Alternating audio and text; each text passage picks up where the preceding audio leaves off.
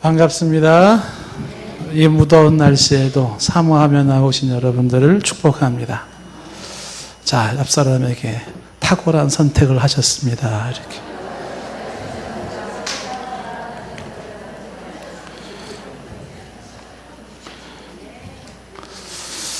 네, 아주 여러분들은, 이 자리에 오신 분들은 하나님이 특별히 사랑하는 사람들인 것 같습니다.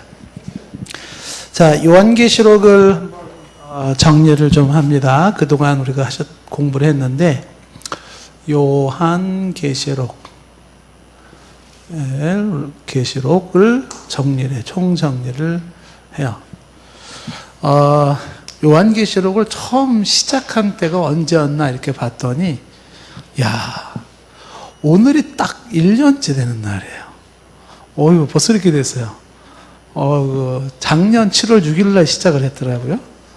그래서 어떻게 딱 1년이 걸렸나 하는 생각이 들었는데, 엊그제 한 것 같은데 벌써 1년의 세월을 통해서 요한계시록 전체를 쭉 훑어봤습니다만은, 대충 계시록이 어떻다라는 건 감은 잡았지만, 이렇게 큰 어떤 그림으로 정리는 잘 안 될 수도 있을 겁니다. 그래서 다시 한번 이제 정리를 하면서 요한계시록을 좀 이제 끝내려고 하는데, 요한계시록을 이야기할 때는 제일 중요하게 언급되어야 되는 게 뭐냐면, 요한계시록의 해석을 어떻게 할 것이냐라고 하는 것이에요. 그래서 요한계시록 해석의 주의점, 요게 이제 가장 큰 관점입니다. 왜냐하면 지금까지도 요한계시록에 대한 해석은 굉장히 구구하기 때문에 그래요. 그만큼 좀 난해성도 있고요, 또 복잡함도 있고, 그래서 어떻게 해석을 할까? 그래서 해석하는 데 따라서 너무나 다양한 천차만별의 내용들이 나오기 시작합니다. 그래서 그러다 보니까 이단들이 가장 좋아하는 메뉴가 요한계시록이에요. 그 요한계시록에 가지고 입맛대로 이렇게 시나리오를 하나 만들 수 있기 때문에 이걸 아주 즐겨 써먹으면서 사람들을 이렇게 미혹하기도 합니다. 자, 그랬을 때 우리는 요한계시록을 어떻게 해석해야 될까라는 해석의 주의점들을 먼저 정리를 해야 되는데, 아시다시피 요한계시록은 어느 한 사람이 한두 명에 의해서 정립된 게 없어요. 그래서 우리는 늘 얘기하지만 우리의 신앙의 훌륭한 선조들, 아주 좋은 신실하고 성경에 박식하고 기도를 많이 한 그런 신앙의 선조들을 두고 있는데, 그 선조들이 초대교회 때부터 지금까지 어떤 식으로 성경을 보았고 또 어떤 식으로 요한계시록을 정립했는지, 그런 내용들을 우리가 들여다보면서 계시록을 이렇게 이해하는 게 좋겠구나 하는, 우리는 그 맥을 우리는 이어갈 뿐입니다. 자, 주의할 점 중에 하나, 첫 번째는 뭐냐면 요한계시록에 보면은 은유적인 표현들이 있어요. 은유적인 표현들. 그 다음에 상징적인 표현들이 있습니다. 은유적이고 상징적인 표현들. 이런 표현들을 해석에 일단 주의를 해야 된다라고 하는 것입니다. 표현들의 주의, 이렇게 해야 되죠. 특히 이런 이제 은유적인 거나 상징적인 그런 표현들 중에서 특히 요한계시록은 숫자가 나오죠. 숫자, 색깔, 동물. 자, 이런 것들도 다 그것은 상징적 의미를 가지고 있지 실제적인, 물질적인 것을 가지지 않는다. 그래서 문자적으로 해석하지 말아라 하는 것을 이제 먼저 주의사항으로 얘기를 하고 있는 것입니다. 자, 그래서 예를 들면 이제 1이라는 숫자가 나왔다. 그러면 1은 우리가 생각하는 그냥 단순히 하나의 그런 숫자적 개념이 아니고 절대를 말할 때 절대수. 를 2를 얘기하고, 2를 얘기할 때는 보통 증인의 수라 그래서 증인들을 이야기할 때, 3 그러면 삼위일체 하나님을 일컬을 때 3이라는 숫자를 주로 쓰게 되고, 4 그러면 동서남북 땅의 수 이렇게 이야기하고요. 6이라는 숫자를 이야기할 때 6은 7에 1이 빠진 불완전수로서 불완전한, 완전을 모방하는 불완전한 수로서 뭔가 완전을 모방하면서도 불완전한 존재를 얘기할 때는 6이라는 숫자로 설명을 하고 있다는 것이에요. 7을 설명할 때는 하나님과 관련된 완전수를 이야기한다. 10이라고 하는 것은 충만수를 얘기하고, 12라고 이야기할 때도 그것은 하나님께서 당신에게 우리 인간에게 주신 계획과 섭리하심이 어떠한지 그것을 알려주는 수다. 이런 어떤 수의 상징적 의미들을 우리가 가지고 성경을 봐야 된다라는 것이에요. 그래서 666 예를 들어서 14장에 나와 있는 666 그러면 그 숫자적으로 666으로 보면 안 돼요. 666은 6이 아까 말했던 사탄이나 이런 존재들의 불완전한 수예요. 완전을 모방한 불완전한 수로서의 6이 3개를 가졌다는 것은 하나님의 삼위일체의 완전을 흉내내는 거예요. 그래서 그 666이라는 걸 문자적으로 보지 말고 불완전하면서도 하나님을 마치 대신하는 것처럼 속이는 그런 존재를 일컬어 666이라 이렇게 보는 거죠. 그래서 666 짐승의 마크 그러면 숫자로 논할 문제가 아니라 숫자에 담겨져 있는 그 상징적 의미를 보는 게 좋다 이렇게 볼 수가 있습니다. 물론 천년왕국이라고 하는 것도 우리가 앞에서 보았었지만 천년이라고 하는 것이 문자적으로 연대의 천년을 말하는 것이 아니더라. 정해져 있는 일정 수로서 하나님이 계획하고는 충만한 연도예요. 그것이 뭐 2000년이 될지 3000년이 될지는 알 수는 없어요. 정해져 있고 하나님께서 정한 수로서 시작이 있고 끝이 있는 천년으로 좀 더 정확하게 말하면 예수님의 초림에서부터 재림까지를 천년이라 일컬어지고 그걸 교회의 시대라 이렇게 보고 이때의 천년의 시대에 공중의 권세자는 사탄이 결박당한 채로 그걸 무적행에 빠졌다라고 얘기를 했잖아요. 요한계시록 20장에 결박당한 채로 부분적 역사를 하는 시기 사탄의 역사를 하고 교회가 핍박을 받는 시기 초림에서 주님이 재림하실 때까지를 천년이라고 보는 것이다. 연도적으로 이렇게 볼 것이 아니다. 등등.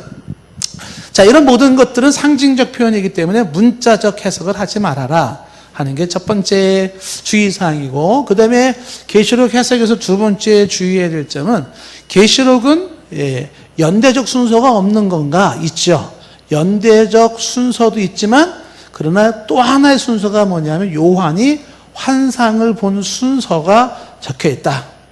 그래서 연대적 순서, 환상을 본 순서가 섞여 있기 때문에 요한계시록은 1장부터 22장까지를 다 시간 연대기적으로 쓰여진 것이 아니다라고 하는 것이에요.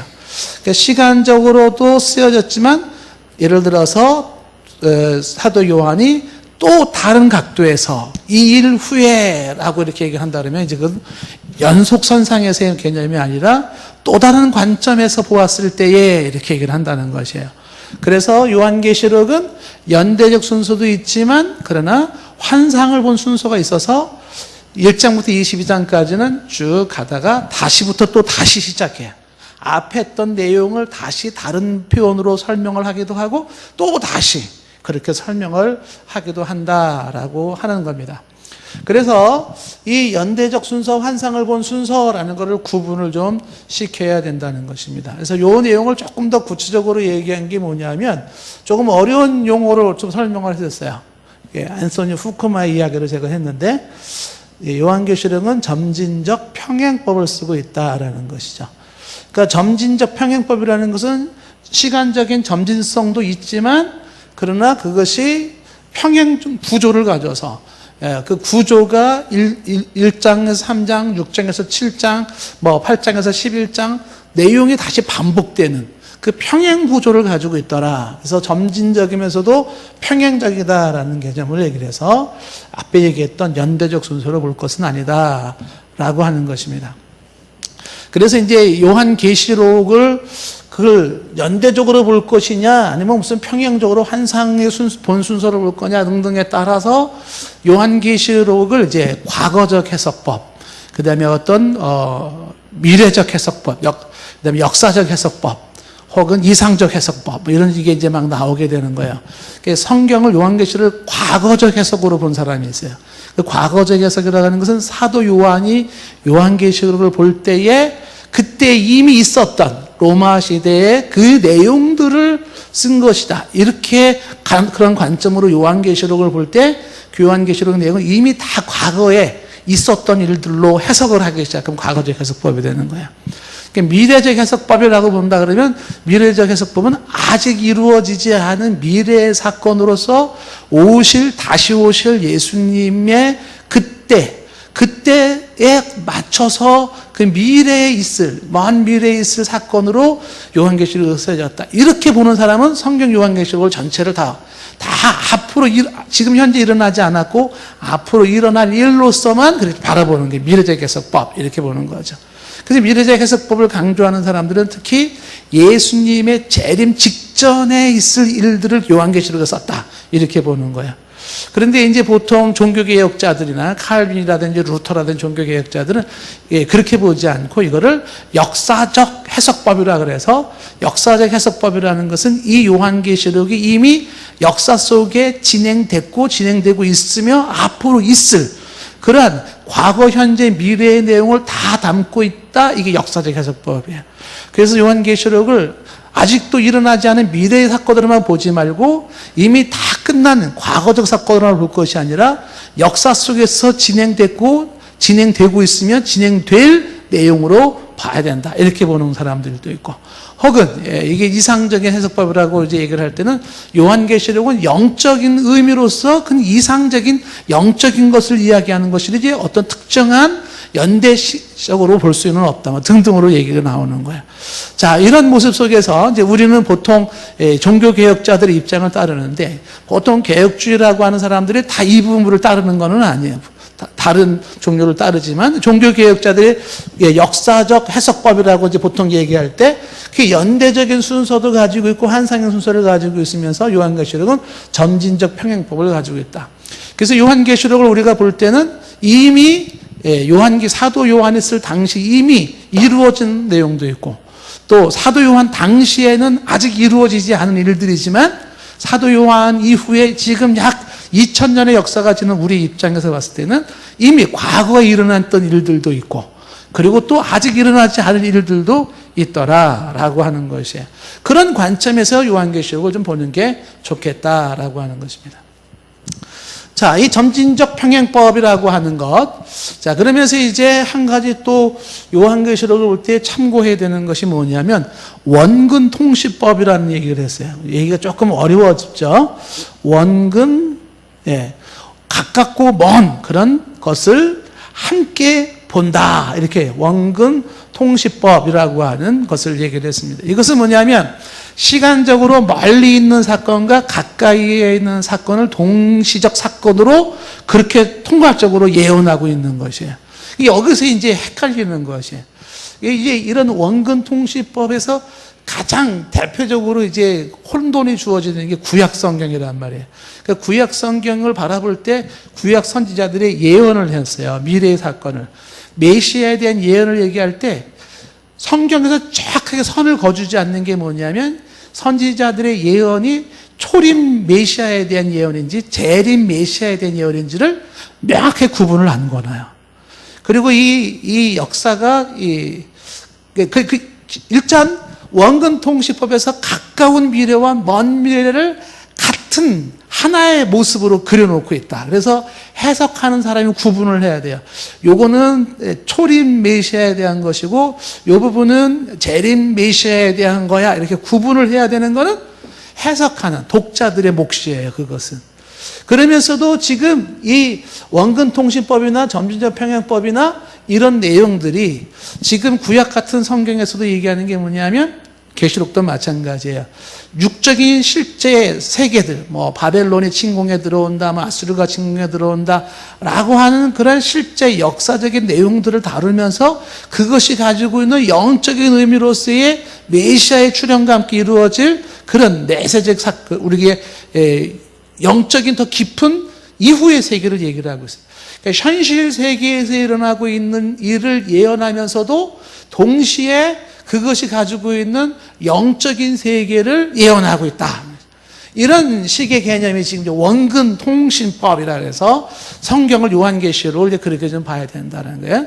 가까운 미래와 그 다음에 먼 미래, 바로 그런 모습들이 함께 묶어져 있다는 거예요. 그래서 후쿠마 같은 사람이 얘기를 하기를 가까운 미래, 예를 들어서 지상에서 일어난 사건들, 그러면 그 사건들은 먼 미래 영적인 사건들을 보여주는 예표가 된다. 이렇게 설명을 하는 거야. 예표.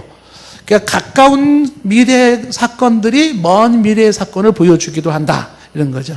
지상에서 일어날 사건들이지만 세상의 사건들이지만 그것은 또한 영적인 세계를 예표하는 것을 볼 수가 있다라는 것이죠. 같은 관점에서 이야기할 수 있겠지만은 계시록을 볼 때 이제 좀 어려운 게 뭐냐면 우리 일상의 현실 세계, 지상 세계예요. 현실 세계와 영적 세계를 동시에 다루고 있어요. 이거를 구분을 해야 된다는 거죠. 영적 세계와 현실 세계를 구분할 수 있어야 된다는 거예요. 그러니까 하나를 논할 수가 없어요. 이건 다분히 지상의 현실 세계, 우리의 일상의 물질적 세계를 얘기하는 것이면서도 동시에 또 그 이면에 담고 있는 영적 세계. 예를 들어서 아마겟돈 전쟁 그러면은 3차 대전 이런 개념으로 이해할 것은 아니죠. 그것은 영적 세계에서의 하나님의 천사와 사탄의 졸개들과의 그런 전쟁의 모습으로, 영적인 모습으로 이해할 수도 있습니다. 자, 이런 어떤 그 내용들이 왔다 갔다 하고 있어서 구분을 해야 된다라는 것이죠. 이건 아마 일반인들이 하기에는 대단히 어려운 모습일 수 있겠다라는 것입니다. 자, 그러면서 이제 여섯 번째는 우리가 보통 종말이라고 얘기할 때 우리가 이제 요한계시록을 묵시록이라고 해서 그 예언서를 얘기하는데 그 예언서의 미래를 얘기할 때 종말, 미래적 종말을 얘기할 때는 우리가 중요한 개념을 얘기했죠. 그것은 이미와 아직이라고 하는 용어를 설명을 했었어요. 그러니까 이 종말은 이미 이루어졌고 아직 이루어지지 않았다. 이게 동시적인 거예요. 그러니까 종말을 얘기할 때 앞으로의 마지막 때를 얘기한다면 그 마지막 종말은 이미 이루어졌고 아직 이루어지지 않은 그 긴장 상태에 우리가 살고 있는 것이다 라는 것이죠. 그러니까 이거를 조금 더 정확하게 얘기한다면 예수님이 초림하실 때부터 이미 종말은 임했어요. 그리고 아직 재림하지 않았기 때문에 종말은 이루어지지 않은, 이루어졌고 이루어지지 않은 모습으로 우리가 성경을 봐야 된다라고 하는 것입니다. 종말에 있어서 이미와 아직이라고 하는 것. 우리가 얘기를 하잖아요. 하나님의 나라는 이미 임했고 아직 임하지 않았어요. 이런 모습을 우리가 생각할 수 있다라는 것이죠. 그 다음에 계시록을 이해할 때 중요해야 되는 것은 우리의 미래적 모습을 이야기할 때, 종말에 대한 이야기를 얘기할 때 이것이 성경의 계시록에만 이 내용이 나와 있는 것은 아니더라라고 하는 것입니다. 그래서 계시록, 우리의 종말을 얘기하는 것은 요한계시록뿐만이 아니라 이미 구약 성경에서도 종말을 많이 얘기하고 있단 말이죠. 그래서 이사야의 내용, 그다음에 에스겔 내용이라든지 예레미야라든지 다니엘이라든지 스가랴라든지, 그다음에 신약 성경에서도 마태복음 24장, 마가복음 13장 이런 내용들, 데살로니가전서 4장, 베드로후서 3장 등등 이런 여러 부분들에서 종말을 얘기하고 있기 때문에 요한계시록을 이해하려고 하면 당연히 뭐를 참고를 해야 되겠어요? 지금 언급했던 이런 다른 성경 내용들을 참고를 해서 그 내용과 상충되면 안 된다는 거예요. 그래서 전체를 통합적으로 요한계시록을 볼 수 있고 논할 수 있어야 된다라고 하는 것입니다. 자, 이런 식의 요한계시록의 해석상의 주의점들을 두는 게 좋겠다라고 하는 것입니다. 자, 이런 걸 염두에 두면서 이제 요한계시록의 내용이 어떤 내용으로 구성되어 있는가 하는 것들을 이제 우리가 한번 주목을 좀 해보겠습니다. 자, 요한계시록의 전체 내용을 한번 보시면요, 구조가 어떻게 되어 있는가? 요한계시록의 내용, 어떤 내용이 되어 있는가라고 할 때, 요한계시록에서 1장부터 3장까지는 서론에 해당되는 거예요. 1장부터 3장까지는 서론에 해당되는데, 계시록의 서론에 해당되는 것으로서 여기서 강조하는 것은 이제 7교회를 얘기를 해주는 거죠. 7교회. 그래서 요한계시록 1장은 바로 이 글을 쓰고 있는 사람이 누구냐? 나 사도 요한이다. 나 사도 요한이 7교회에 쓰는데 어디서 쓰고 있다? 반모섬에서 쓰고 있다라고 하는, 글 쓴 사람이 누구인지 어디서 쓰고 있는지라고 하면서 서론적으로 얘기하는 게 1장이에요. 그리고 이제 2장과 3장을 거쳐서 7교회에 대한 이야기를 얘기하고 있습니다. 그 7교회라고 하는 것은 사도 요한이 보고 있는 딱 일곱 교회, 지금의 이제 터키에 있는 그 일곱 교회, 거기만을 일컫는 말이 아니라 지상에 존재하는 모든 교회를 대표하는 것이 일곱 교회예요. 그래서 일곱 교회를 얘기하는 것은 요한계시록의 수신자를 얘기해 주는 거, 수신자. 그러니까 요한계시록은 누구에게 쓴 것이냐라고 했었을 때, 계시록 성경 자체로 봤을 때는 일곱 교회지만 그 일곱 교회가 바로 누구에게 썼냐면 지상에 있는 모든 교회를 향하여 쓴 것이다. 그러면 지금 저와 여러분을 향해서도 요한계시록으로 쓴 것이라 이렇게 이해하시면 되겠죠. 그래서 1장부터 3장까지가 바로 이제 일곱 교회에 대한 내용이다라는 것이. 요거를 1단원 이렇게 보통 얘기한단 말이에요. 그 다음에 이제 2단원이라고 해당되는 것이 이제 4장부터 7장까지 이렇게 4장부터 7장까지를 요거를 이제 2단원이라고 얘기해서 여기서 나오는 게 이제 일곱 인의 장을 주로 말하고 싶었던 거예요. 일곱 인이라는 건 도장이에요. 이렇게 인봉했다 그랬잖아요. 그 인봉한 거를 마치 편지봉투를 뜯듯이 도장이 꽉 찍혀진 편지봉투를 찢듯이 7개의 그 봉한 걸 뜯어낼 때마다 하나, 둘 뜯을 때마다 재앙이 나타난다라는 것입니다. 근데 실질적으로 일곱인의 재앙이라고 하는 것이 구체적으로 언급된 건 6장에서 직접 언급이 되어지고 그 6장에서 일곱인의 재앙을 말하기 전에 4장에서 먼저 천상의 모습을 보여줬어요. 천상의 모습.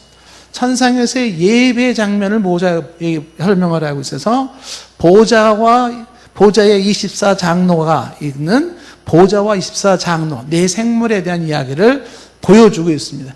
천상에서의 예배, 이거는 이제 장면이 지상에서의 모습이 아니라 천상의 모습을 이제 보여주고 있는 것이죠. 4장에서.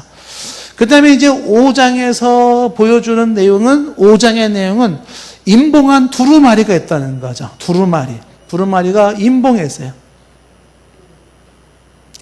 네, 교회라고 빨리 얘기해 주세요. 예배 중이라고. 인봉한 두루마리가 있고, 그 다음에 어린 양. 그 어린 양에 대한 얘기가 나오죠. 그 인봉한 두루마리에 대한 이거를 누가 뜯을 것이냐. 어린 양 예수 그리스도가 뜯게 된다. 이렇게 얘기를 하는 것이에요. 그러면서 이제 6장에서 7가지, 7인의 재앙이 나오는데, 그 7인의 재앙이 우리가 기억나시나요, 여러분? 7장에 보시면은, 7인의 재앙에서 첫 번째가 백마탄 자의 모습이 나와요. 말로 예수 그리스도와 복음에 대한 등장을 말하고, 그 다음에 붉은 말, 전쟁에 대한 얘기가 나오고 있고, 흑마, 우리 여러분 한번 보세요. 6장을 한번 보세요. 6장에 보면 7인의 재앙을 보시면,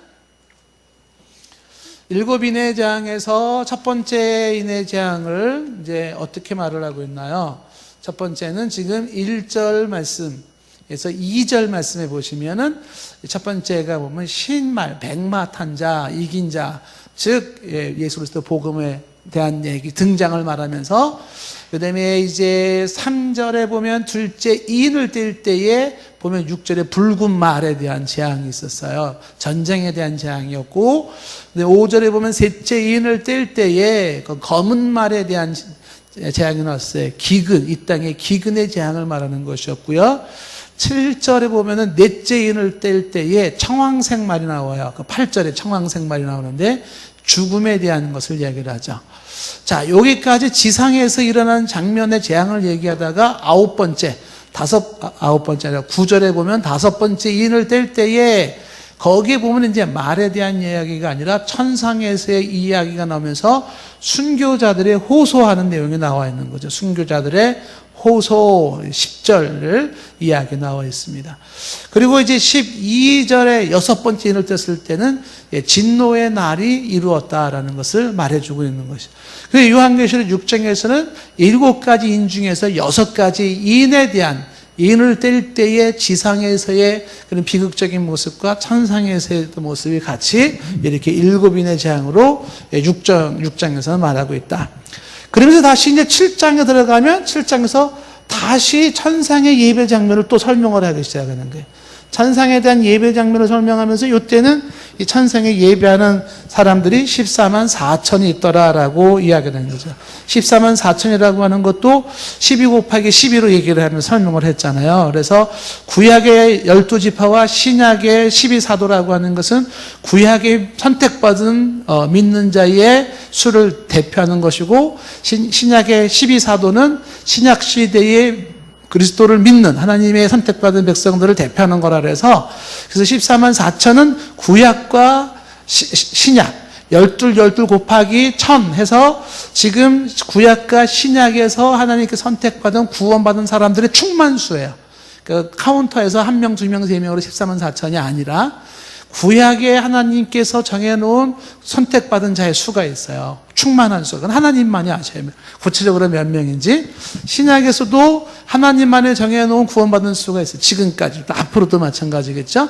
그런 충만한 수가 그거를 상징적으로 14만 4천이다 이렇게 일컬으면서 그 사람들이 하나님 앞에 예배하는 장면을 말해주고 있다라는 것입니다. 자, 이게 이제 7장의 모습이에요. 그리고 이제 3단원이라고 하는 세 번째 단원 해설을 보는 건 8장부터 11장까지로 보는 거예요. 8장부터 11장까지에서는 여기는 이제 7 나팔장이 나옵니다. 7 나팔장.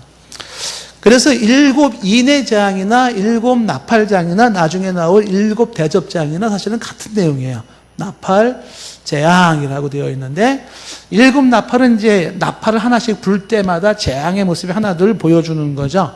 그래서 이제 8장에 보면, 계시록 8장에 보면은 7 인이, 여기서 인을 뜰 때에, 이 인을 뜰 때에 아까 말했잖아요. 6장에 보면 6가지 인을 띄고 7번째 인을 띄지 않았는데, 7번째 인을 띌 때에 그 7번째 인과 함께 동시에 주어진, 다시 보여지는 게 뭐냐면 7 나팔의 장이 보여지기 시작하더라라고 하는 거죠. 그래서 7 나팔의 장에서 8장을 하고 보시겠어요? 어떤 재앙들이 있었나 보겠습니다.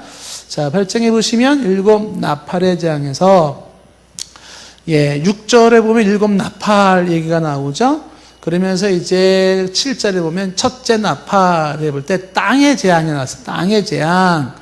그 다음에 8절에 보면 바다의 재앙. 그 다음에 10절에 보면은 강들의 재앙, 물에 대한 재앙이죠. 그 다음에 12절에 넷째 나팔을 볼 때는 1월 성신, 해, 달, 별의 재앙. 이렇게 해서 지금 넷째까지 지금 7가지 나팔 재앙 중에서 4가지 재앙을 그렇게 보여줬다라는 것이에요.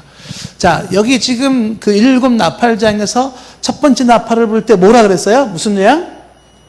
땅의 재앙. 두 번째는 바다의 재앙. 그 다음에 세 번째는 강들, 물에 대한, 물 근원에 대한 재앙이었잖아요. 그 다음에 네 번째는 그렇죠. 해와 달과 1월 성신에 대한 재앙, 이렇게 얘기를 하고 있습니다. 그렇죠.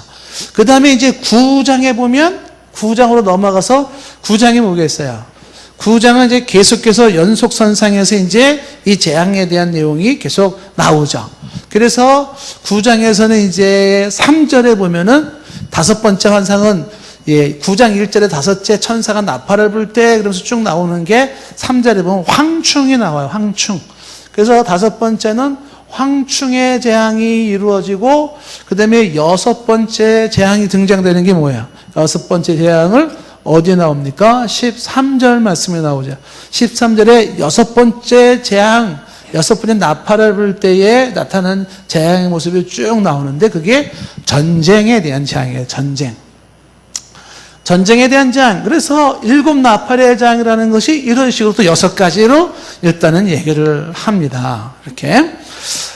자, 그 다음에 이제 10장으로 넘어가면 계시록 10장에서는 천사의 작은 책을 말하고 있죠.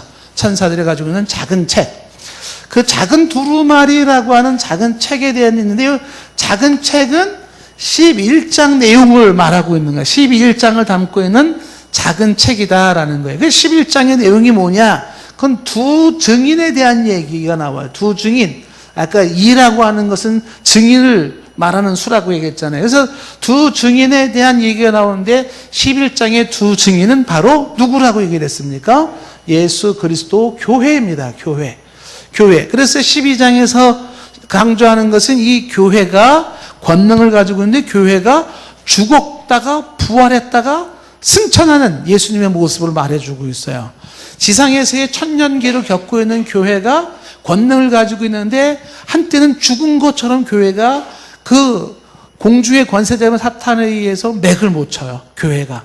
그렇다고 교회가 완전히 끝나는 게 아니라 다시 교회가 솟아나요. 부활의 모습이 나타나고 그리고 승천하여 최후 승리의 모습을 교회가 갖게 되더라. 그걸 두 증인의 모습으로 설명을 하고 있는데 이 내용이 10장에서 담은 작은 책의 모습이다라고 하는 것입니다. 그러면서 이제 11장에서 아까 얘기했던 지금 나팔장의 7번째 재앙의 마지막 나팔이 11장 끝에서 나오고 있는 것입니다. 자, 그 다음에 이제 네 번째 단원이라고 할 수 있는 게 요한계시록 12장부터 14장까지 여기 12장부터 14장까지에서는 여인에 대한 이야기가 나오는데 한 여인이 해산을 합니다. 해산하는 여인에 대한 이야기가 나오는데 자, 역시 구체적으로 12장에 보면 12장에 여자와 용에 대한 얘기가 나오잖아요. 여자와 용 12장은 그래서 여자가 누구냐? 이게 교회를 얘기하는 거였었어요. 교회 카톨릭에서 마리아라고 얘기하지만 여기서 여자는 교회를 얘기하고 용은 사탄을 말하는 것이에요. 그래서 교회와 사탄과의 전쟁 상태를 말해주고 있는 것입니다. 그러면서 이 모습 속에서 13장에서 교회와 사탄의 대립관계, 전쟁관계를 얘기할 때 13장에서 본 것이 뭐냐면 13장에 두 짐승이 나타나고 있는 거예요. 두 짐승. 그 두 짐승이 어떤 짐승이냐면 바다에서 올라온 짐승이 있고 땅에서 올라온 짐승이 있었어요. 땅에 올라선 짐승. 그래서 바다에서 올라온 짐승은 내용을 우리가 쫙 보았지만은 그것이 무엇이었어요? 세상 권세. 그 다음에 땅의 짐승이라고 하는 것은 바로 거짓 선지자. 그러니까 이 두 짐승이 사탄의 쫄개들의 모습 속에서 세상 권세를 가지고 거짓 선지자의 모습을 가지고 교회를 핍박하고 교회를 유혹하는 거야. 그래서 세상의 권세는 세상의 유혹도 들어가요. 그래서 세상적인 것으로 어떻게 해요? 이 땅의 교회를 침몰시키려고 하고 그 다음에 거짓 선지자인 이단 사상에 의해서 교회를 침몰시키는데 어느 정도까지? 교회가 거의 죽어간 것처럼 보여져요. 그런 모습으로 가는 거죠. 자꾸만 교회가 침체되어 간다 그러잖아요. 그게 밑바닥이에요. 그런데 교회가 완전히 없어지지는 못해요. 결국은 교회가 다시 이기는 모습인데 이게 천년 왕국 시기를 걷고 있는 오늘날 우리가 보고 있는 영적 상태한 모습이라고 볼 수가 있습니다. 자, 그러다가 이제 14장에 들어와서 14장에 이제 심판에 대한 얘기가 나오는데 최후 심판에 대한 이야기를 일단 맛배기로 보여주는 거예요. 최후 심판이 이렇게 일어난다라는 이야기를 해주고 있습니다. 최후 심판의 얘기를 하고 요한계시록 끝나는 게 아니라 점진적 평행법이라 그랬잖아요. 다시 이제 15장부터 요한계시록 15장부터 이제 16장까지 여기 보면 16장까지 보면 여기는 이제 일곱 대접에 대한 재앙이 나옵니다. 일곱 대접. 그러니까 일곱 대접의 재앙을 이야기할 때 지금 요한계시록에서 일곱 재앙을 얘기할 때 어디에서 한번 나오냐면 일곱 인의 재앙이라는 게 있고 일곱 나팔재앙이라는 게 있고 일곱 대접재앙이라는 게 나와 있어요. 그러면 이제 일곱 대접재앙이라는 것은 뭐냐 할 때 아까 여기 이제 일곱 인의 재앙을 이야기할 때 일곱 인 중에 일곱 번째 인을 뗄 때에 다시 일곱 나팔장이 나왔어요.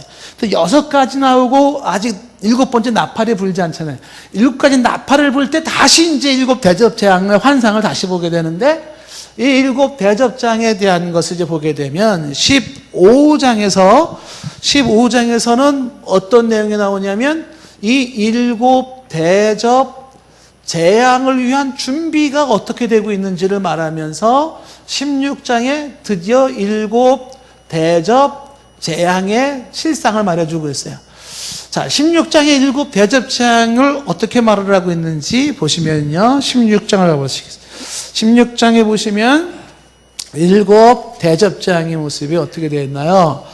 자, 우리 2절에 보면 첫째 천사가 가서 대접을 땅에 엎어요. 대접장은 대접을 땅에 엎을 때마다 재앙 하나씩 보여지는 건데, 대접의 땅을 엎었을 때에 짐승의 표를 가진 사람들과 그 우상에게 경배하는 자들에게 어떻게 돼요?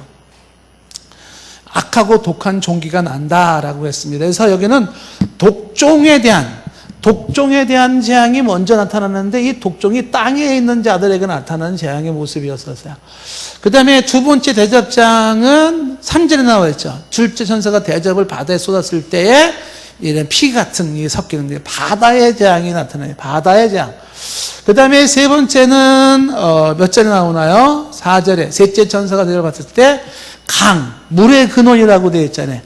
강, 물의 근원에 대한 재앙이 나타나고 있고, 그 다음에 네 번째는 몇 절에 나옵니까? 네 번째 8절에 나와 있어요. 8절에 보니까 해의 쏟음에 태양 1월 성신에 대한 재앙 중에 태양을 대표로 해서 1월 성신 재앙이 나와 있어요. 이렇게. 그 다음에 다섯 번째는 어떻게 되어 있나요? 10절에 보면 거기에 이제 황충에 대한 그런 짐승에 대한 그 황충에 대한 재앙과 함께 12절에 보면은 12절에 여섯 번째 천사가 볼 때 큰 강 유프라데 강에 이르면서 그 유프라데 강 전쟁에 대한 얘기가 나오고 있어요. 그래서 황충에 대한 재앙과 함께 그 다음에 여섯 번째는 전쟁에 대한 재앙으로 7 대접장을 다시 언급되고 있어요. 이걸 보면 이제 가장 대표적으로 비교가 되는 것이 뭐냐면 7 나팔재앙이라고 하는 8장, 9장의 내용과 16장에 나와 있는 7 대접장이 비슷하게 나와 있어요. 그래서 이것을 같은 내용에 대한 점진적 평행법으로 설명하고 있다라고 하는 것입니다. 자, 그 다음에 이런 재앙 얘기하다가 그 다음에 여섯 번째 단원이 17장에서 19장까지인데 17장부터 19장까지 이렇게 이제 단원을 1단원, 2단원 나누는 건 제가 나누는 게 아니에요. 아까 말했지만 앤소니 후쿠마라고 하는 사람이 나누는 걸 제가 소개하는 거야. 17장에서 19장까지의 내용을 보면 여기서 17장부터 19장까지 다시 말하면 여섯 번째 단어는 여기는 이제 바벨론이 이제 멸망을 하더라라는 바벨론 멸망에 대한 내용이 이제 나오기 시작하는 거죠. 바벨론 내용. 그래서 이제 17장에 보시면 17장에서는 이제 큰 음녀가 심판을 받더라라는 얘기를 해요.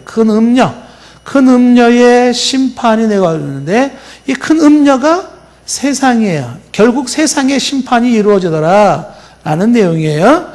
그 다음에 18장에 가면 바벨론에 대한 심판이 나와요. 바벨론. 그 바벨론의 심판을 받더라 라고 할 때 이 바벨론도 누굴 말하는 거냐, 뭘 말하는 거냐면 이 세상이에요. 그러니까 세상의 권세를 잡고 있는 그런 사탄의 세력들, 세상에서 거짓 선지자 역할을 하고 있는 사람들, 이런 사람들이 그 역사에서 이제 심판을 받게 되는 모습들을 이제 17장, 18장에 얘기하면서 그러면서 이런 세상의 심판이 이루어질 때 19장에서는 바로 천상의 모습을 보여주고 있죠. 그게 뭐야? 어린 양의 혼인잔치, 천상의 모습을 보여주는 거예요. 그러니까 마지막 때의 온 모습을 설명하고 있는 거죠. 세상의 멸망과 함께 어린 양의 혼인잔치가 이루어지더라라고 하는 것이. 근데 7번째 단원이 이제 20장부터 22장까지 해서 7번째 단원인데 여기는 20장부터 22장까지는 뭐겠어요? 이때는 사탄이 받는 최후, 사탄의 최후에 대한 모습과 함께 그리고 새하늘과 새 땅에 대한 이야기를 말하는 거예요. 사탄의 최후와 함께 새하늘과 새 땅에 대한 이야기를 말하고 있다. 그래서 20장의 내용은 바로 천년 왕국에 대한 얘기가 나왔어요. 천년 왕국에 대한 설명 했어요. 이게 지금 이게 설교가 지금 유튜브에 올라가가지고 근데 지금 제가 설교하는 게 유튜브가 무섭어요. 지금 막 여기저기 검색을 하는데 20장 제가 2번에 걸쳐 설명을 했거든요. 근데 많은 사람들이 이 내용을 굉장히 많이 집중을 했었어요. 천년왕국에 대해서. 그래서, 이게 왜냐하면 천년왕국에 대한 게 굉장히 뜨거운 이슈거든요. 그래서 많은 사람들이 이제 그걸, 보면서 아마 의견을 참고를 했던 것 같아요. 자, 그래서 천년왕국에 대한 설명을 제가 쭉 했었었는데, 천년왕국. 이 천년왕국은 뭐라고 설명했었어요? 아까 말했지만, 천년왕국은 시작이 있고 끝이 있는 시기. 하나님께서 말한 긴 시기를 얘기하는 것으로서 천년왕국은 그것은 초림에서 재림까지 우리는 보았다 그랬어요. 교회 시대. 사단이 역사하고 교회가 핍박받는 시대를 천년왕국이라고 얘기를 하고 있었어요. 그래서 천년왕국을 할 때 전천년설, 후천년설, 무천년설을 얘기를 하면서 설명을 한 적이 있어요. 전천년설을 했을 때 역사적 전천년설, 세대주의 전천년설 이렇게 막 나눠지는데, 자, 그런 내용들을 쭉 내용에서 천년왕국에 대한 이야기를 20장에서 이제 설명하면서, 이 천년왕국에 대한 설명은 왜 천년왕국을 설명했냐면, 이 천년왕국이 끝날 때에 결국은 무적에 갇혀있는 사탄의 잠깐 노임을 받으면서 이 천년왕국에서 강조하는 것이 뭐냐면 사탄의 영원한 패망을 말하는 거예요. 사탄의 영원한 패망이 천년이 차기까지 사탄을 무정에 가두어 두었다가 이렇게 천년에, 그래서 사탄의 패망을 말하려고 하는 게요. 20장 내용이에요. 근데 21장의 내용은 뭐예요? 21장에서는 드디어 새하늘과 새 땅의 모습이 어떠한지 이런 걸 말해주고 있어요. 새하늘과 새 땅. 그 다음에 마지막 22장에서는 뭐예요? 바로 예수님의 재림을 말하고 있는 거죠. 재림하시는 예수님. 그래서 이제 요한계시록에 재림하시는 예수님으로서 이렇게 끝난다는 거예요. 자, 이런 전체적인 내용에서 쉽게 여러분들이 이렇게 생각하면 돼요. 굉장히 복잡한 내용 같지만은 그렇게 복잡하지는 않아요. 단순한 내용인 거예요. 요한계시록을 이 내용에서 이제 저와 여러분들이 뭐를 좀 생각할 수 있을까요? 전체적으로 이 내용을 통해서 우리가 볼 수 있는 요한계시록이 주는 교훈이라고 할 수 있고 목적이라고 할 수 있는 것이 있는데, 첫째가 뭐냐면 영적 전쟁이 있다라는 영적 전쟁의 실상을 말해주고 있는 거예요. 그래서 결국은 공중의 권세 잡은 사탄의 세력들과 함께 세상 나라를 장악하면서, 그리고 복음과 진리와 예수 그리스도의 보혈의 피를, 복음을 강조하는 교회와의 전쟁은, 이건 단순한 혈과 육의 싸움이 아니라 보이지 않는 악한 영들과 영적 전쟁의 실상이 있다는 걸 요한계시록에서 보여주고 있는 거예요. 저와 여러분들이 지금 요한계시록을 통해서 뭘 봐야 되냐면 우리의 배후에 영적 전쟁이 치열하게 이루어지고 있는 이 교회 시대에 우리가 살고 있음을 봐야 한다는 것입니다. 그래서 이 영적 전쟁의 실상 속에서 지금 중요한 게 뭐냐면 진정한 교회의 교회다움, 그게 뭐냐면 예수 그리스도의 어린 양 보혈의 피로 씻음을 받는 성도들의 모임, 이 믿음을 끝까지 지키는 자, 십자가의 복음을 지키는 자, 이 교회와 그 다음에 다양한 유혹과 핍박과 거짓된 이론들로서 예수 그리스도에게 집중하지 못하게 만들고 그리스도를 떠나게 만드는 그런 영적인 전쟁의 시대에 이게 주님이 오실 때까지 계속된다. 그 영적 전쟁의 실상을 말해주고 있는 거예요. 그래서 교회와 그 다음에 세상과의 전쟁, 혹은 교회와 악한 영들과의 전쟁이라고 할 때, 악한 영들의 전쟁에서 가장 중요한 포인트는 뭐냐면 교회의 생명을 빼앗는 건데, 교회의 생명은 예수 그리스도를 놓치는 거예요. 예수 그리스도의 그분이 이 땅에 오셔서 죽으시고 피를 흘리신 그 가치와 그 의, 그걸 성경에 계속 미스테리, 비밀이라고 말했잖아요. 신비. 그 신비스러운 예수의 보혈이 이루어 놓은 영원한 구원의 완성, 그 피로 말미암아 모든 죄의 사함과 저주와 사망에서 벗어나 영원한 하나님 나라를 들어갈 수 있는 문을 열어놓은 그 예수 그리스도를 집중하지 못하게 만드는 이 치열한 영적 전쟁에 실상이 있다는 걸 요한계시록에서 보여주고 있는 것이에요. 그러면서 이 요한계시록에서 보여주는 것은 이런 전쟁을 통하여서 교회, 이 땅에 천년이 차기까지, 즉 예수님이 재림하시기 전까지 이 교회에는 어떤 상태를 말하냐면 교회가 핍박을 받는 거예요. 핍박받는 교회의 실상을 말해주고 있다는 거죠.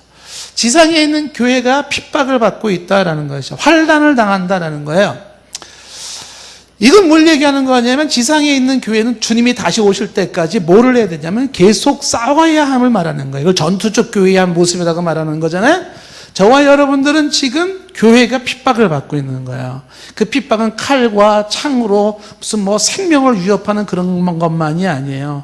따뜻하게 하고 풍요롭게 하고 돈이 많게 하고 등등을 통해서 영적으로 해해지게 만드는 것이잖아요. 그런 것들을 통해서 교회를 무너뜨리는 그런 싸운 전투의 현장을 지금 교회가 겪고 있다는 거죠. 그렇다면 우리가 요한계시를 통해서 오늘날 주님이 오시기 전까지 핍박받고 도전받는 교회일진데 교회는 싸워 이겨야 한다는 겁니다. 그래서 이겨야 된다. 믿음으로 이겨라. 예수 그리스도를 붙잡고 이겨라. 그 얘기를 지금 강조해주고 있는 거예요. 이 싸움에서 저와 여러분들은 인내가 필요한 거죠. 믿음의 인내, 성도의 인내가 필요한 것이죠. 얼마나 많은 사람들이 떠나갈지 몰라요. 여기 계신 분들 중에서 예수 그리스도를 버리고 떠나갈 사람들이 몇 명 있을지 모르는 거죠. 충분히 여러분 여기 등장하여 있는 이 두 짐승, 바다의 짐승, 땅 짐승이 이게 만만할 것 같습니까? 아니에요. 돈만 흔들어도 사람은 뭐 쉽게 무너지네. 어디선가 돈만 흔들면 다 예수님 버리고 떠나가잖아요. 돈만 흔들어도 얼마든지, 그죠? 그리고 누군가가 약장수 같은 그럴듯한 말로 막 속여도 다 떠나가잖아요. 야, 예수만 믿고 구원받는다고 누가 가르쳤는가? 뭐 구약의 절기를 지켜야지. 뭐 이런 식으로 얘기하면 혹하고 넘어가잖아요. 그래서 이런 전쟁의 실상에서 교회는 잘 싸워 이겨야 하는, 저와 여러분이 잘 싸워 이겨야 한다는 것을 말씀해 주고 있는 것이죠. 그러면서 요한계시록에서 보여주고 있는 건 뭘 보여주고 있냐면 그럼에도 불구하고 마침내 승리하는 교회를 보여주고 있는 거야. 마침내 승리하는 교회. 최후 승리는 교회가 이긴다. 사단이 무정에 갇힌 사탄을 이야기할 때, 세상에 내쫓긴 사탄을 이야기할 때 사탄의 활동이 제한된 것이라고 말을 했어요. 제한된 활동. 계시록 20장 설명할 때 설명을 했어요. 그 사탄의 제한된 활동 얘기할 때 사탄이 할 수 없는 게 몇 가지가 있죠. 복음 전파를 막을 수가 없고 교회를 궁극적으로 죽이지를 못해요. 아까 말한 것처럼 교회가 죽은 것처럼 보여진단 말이에요. 그런데 그 교회가 결국은 죽는 게 아니더라는 것이죠. 자, 그래서 이 교회가 마침내 예수 그리스도의 재림과 함께 승리한다라는 것이죠.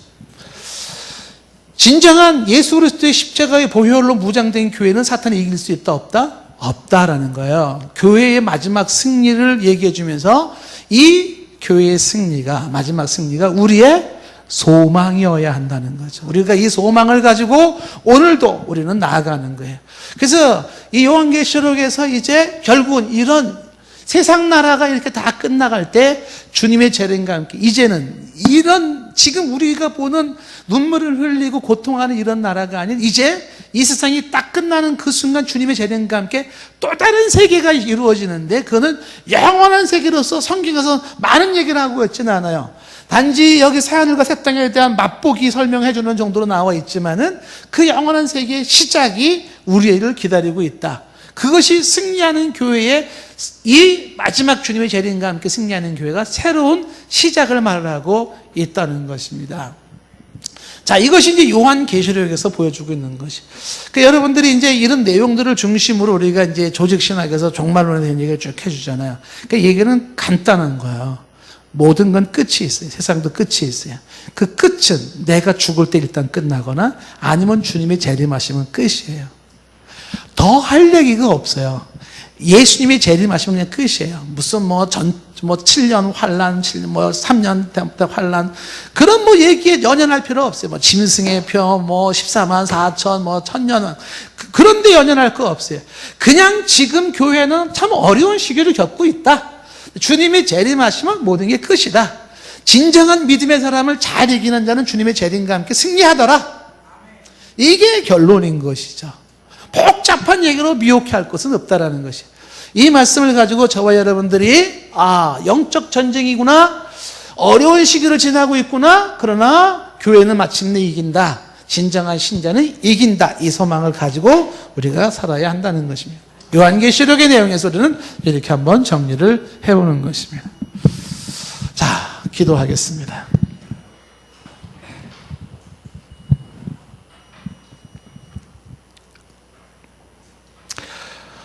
보이는 세계와 보이지 않는 세계의 치열한 전쟁의 현장을 목격하게 하시고 지금은 전쟁 중이라고 이 생각을 놓치지 않게 하여 주시옵소서. 영적인 공백이 생기지 않도록 도와주시고 예수 그리스도의 견고한 믿음으로 이겨나가는 자들이 되게 하여 주시옵소서. 보이는 것은 잠깐이지만 보이지 않는 세계는 영원하오니 그 영원한 세계를 꿈꾸고 소망하게 하시고 잘 이기는 자 되어 어린 양의 보혈의 피로 새 옷을 입고 주 예수 강림하실 때 주와 함께 저 영원한 삶을 살 수 있는 귀한 성도들 우리 가운데 많이 나오게 하옵소서. 십자가의 주 예수의 복음을 놓치지 말게 하옵시고 견고히 서게 하사 영원한 세계에 우리의 눈물과 고통과 아픔이 없는 질병과 그리고 이별과 모든 비극이 없는 그 행복한 소망을, 미래적 소망을 갖게 하시고 오늘 우리의 주어진 삶을 잘 싸워나가는 자들 되게 하여 주시옵소서. 우리 가운데 성령에 싸워주시고 이기게 하실진데 마침내 우리는 승자의 모습으로 쓸 줄로 믿습니다. 기도하며 무장하게 하시고 말씀으로 무장하게 하시고 예배와 찬양 가운데 무장하고 한 영혼이라도 더 주 예수 그리스도의 복음과 말씀으로 구원시키는 일에 우리가 쓰임받는 자들 되게 하옵소서. 하나님의 은혜와 축복이 우리에게 있기를 간절히 원합니다. 예수님의 이름으로 기도드리옵나이다. 아멘.